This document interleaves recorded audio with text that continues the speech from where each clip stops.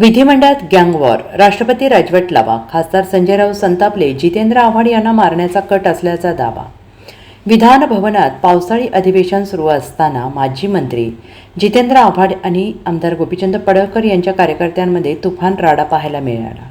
यावेळी आव्हाड यांच्या कार्यकर्त्यांचे शर्ट फाडण्यात आले, शिवीगाळ करण्यात आली आणि या घटनेनंतर महाराष्ट्राची प्रतिमा मलिन झाल्याचा घणाघात विरोधी पक्षनेत्यांकडून केला जातो आहे. त्यातच आता ठाकरे गटाचे खासदार संजय राऊत यांनी काल विधान भवनात घडलेल्या घटनेवरून आणि मुख्यमंत्री देवेंद्र फडणवीस आणि भाजप सरकारवर जोरदार निशाणा साधला आहे. हे टोळी युद्ध आणि गँगवार असून ही महाराष्ट्राच्या संस्कृतीला लाज आणणारी घटना आहे, असं संजय राऊत यांनी म्हटले. संजय राऊत यांनी नुकतंच पत्रकारांशी संवाद साधला आणि यावेळेस त्यांनी विधिमंडळ परिसरात काल झालेल्या राड्याबद्दल प्रतिक्रिया दिली. यावेळी संजय राऊत यांनी कालची घटना पाहिल्यावर शिवसेनेचे स्पष्ट मत झालं आहे की महाराष्ट्रात राष्ट्रपती राजवट लागायला हवी, त्यांना हे राज्य नियंत्रणात ठेवता येत नाही, असाही घणाघात संजय राऊत यांनी केला आहे. हे टोळी युद्ध आहे, गँगवॉर आहे. काल विधान भवनात जो प्रकार घडला तो फक्त दुर्दैवी नाही, दुःखद नाही, धक्कादायक नाही, तर महाराष्ट्राच्या संस्कृतीला लाज आणणारा आहे. मुख्यमंत्री देवेंद्र फडणवीस यांचे एक विधान माझ्या लक्षात आलेलं आहे की मी महाराष्ट्राची संस्कृती जपेन, संस्कृती बदलू देणार नाही, पण महाराष्ट्राच्या संस्कृतीला त्यांच्या कारकिर्दीत रोज अनेक मार्गाने डाग लागतो आहे. भ्रष्टाचार, व्यभिचार, हनी ट्रॅप, आमदार निवासातील टॉवेल गँग असेल, मंत्री पैशांच्या बॅगा घेऊन बसलेले असूनही कारवाई होत नाही. मोक्काचे आरोपी, खुनाचे आरोपी, दाऊदचे हस्तक त्यांच्या पक्षात विधिमंडळात घेतले जातात. ही या महाराष्ट्राची संस्कृती आहे का, असं मला देवेंद्र फडणवीसांना विचारायचं आहे. आणि ही राष्ट्रीय स्वयंसेवक संघाची संस्कृती आहे का? ज्या संस्कारातून ते आले आहे त्या संस्कारात ते सध्या राज्यात सुरू आहे ते सध्या बसतंय का? आणि मुख्यमंत्री म्हणून ते खालीमान घालून बसलेले आहेत, असे संजय राऊत यांनी म्हटलेलं आहे. आमदारांमध्ये पण टोळी युद्ध आहे, गँगवॉर आहे. काल विधान भवनात जो प्रकार घडला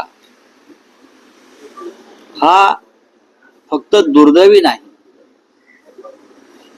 दुःखद नाही, धक्कादायक नाही, तर महाराष्ट्राच्या संस्कृतीला लाज आणणार. मुख्यमंत्री देवेंद्र फडणवीस यांचं एक विधान माझ्या लक्षात आहे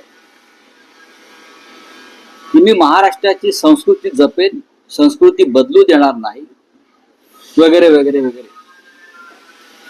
पण महाराष्ट्राच्या संस्कृतीला त्यांच्या कारकिर्दीमध्ये रोज डाग लागतो, अनेक मार्गांना लागतो. मग भ्रष्टाचार असेल, व्यभिचार असेल, हनी ट्रॅप असेल, रोज आमदार निवासमध्ये टॉवेल गँग असेल, मंत्री पैशाच्या बॅगा घेऊन बसलेले आहेत, कारवाई होत नाही. मोकाचे आरोपी, खुनाचे आरोपी, दाऊदचे हस्तक हे पक्षात घेतले जात आहेत, त्यांच्या विधिमंडळात घेतले जात आहेत. ही या महाराष्ट्राची संस्कृती आहे. तुम्हाला देवेंद्र फडणवीसांना विचारायचं, ही राष्ट्रीय स्वयंसेवक संघाची संस्कृती आहे. ज्या संस्कारातून ते आलेले आहेत त्या संस्कारात हे सगळं बसतंय का, जे त्यांच्या राज्यात सध्या सुरू आहे. आणि मुख्यमंत्री म्हणून ते खाली मान घालून बसलेले आहेत. द्रौपदीचं वस्त्रहरण सुरू असताना धर्मराज ज्याप्रमाणे खाली मान घालून बसले होते त्या भूमिकेमध्ये देवेंद्र फडणवीस आहे.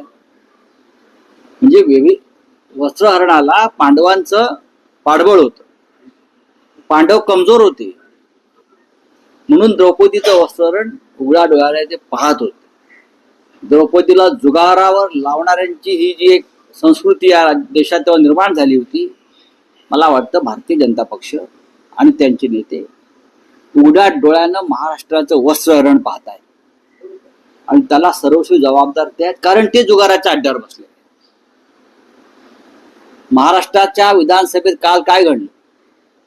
काल गँगवॉर झालं, विधान भवनात गँगवॉर झालं. मी सभागृहात म्हणत नाही, विधान भवनामध्ये गँग होती. परिसराला आपण भवन म्हणतो. विधान भवनामध्ये काय टोळी युद्ध झालं. खुनातले, मोकाचे आरोपी, दरोड्यातले आरोपी काल विधान भवनाच्या लॉबीत होते. कोणी आणले त्यांना, काय कारवाई झाली? कालची घटना पाहिल्यावरती शिवसेनेचं हे स्पष्ट मत झालं की महाराष्ट्रामध्ये राष्ट्रपती राजवटच लागायला पाहिजे. ह्यांना हे राज्य नियंत्रणामध्ये ठेवता येत नाही. हे गुंडांचं राज्य झालं. जर हे इतर कोणाच्या राज्यात झालं असतं, कुणी अन्य मुख्यमंत्री असता, तर हेच देवेंद्र फडणवीस विधान भवनाच्या पायरीवर येऊन किंचाळले असते, हे सरकार बरखास्त करा, इथे राष्ट्रपती राजवट लावा. मग काय त्यांना असं वाटत नाही का? त्यांनी आत्मचिंतन केलं तर त्यांना कळेल की माझं राज्य हे आता राष्ट्रपती राजवट लावण्याच्या लायकीचं झालेलं आहे. Bureau report SBN Marathi, Mumbai.